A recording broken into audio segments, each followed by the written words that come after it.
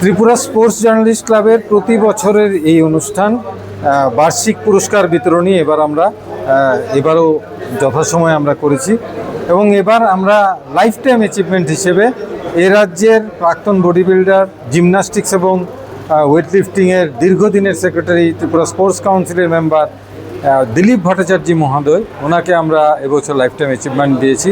বিশাল অবদান ওনার।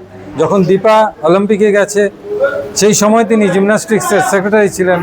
প্রচুর একটা কাজ তখন ছিল এবং সেটা তিনি সুচারুভাবে সেগুলো করেছেন এবং লো প্রোফাইল মানুষ, কখনোই কোনো পুরস্কারের জন্য তিনি দৌড়ননি, কিন্তু আমাদের হৃদয়ে তিনি ছিলেন। আমরা একটু দেরিতে হলেও ওনাকে আমরা সম্মানিত করেছি।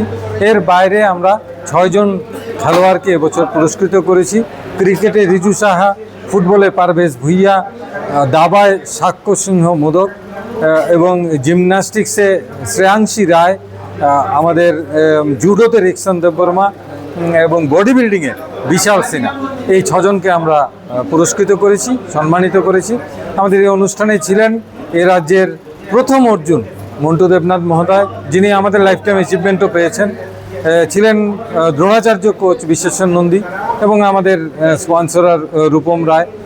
আমরা কৃতজ্ঞ ক্রীড়া দপ্তরের কাছে এবং আমাদের বিভিন্ন যারা শুভানুধ্যায়ী ফুটবল, ক্রিকেটের বা বিভিন্ন সংগঠনের যারা এসেছেন প্রত্যেককে আমরা অনেক ত্রিপুরা স্পোর্টস জার্নালিস্ট ক্লাবের পক্ষ থেকে অনেক শুভেচ্ছা জানাচ্ছি।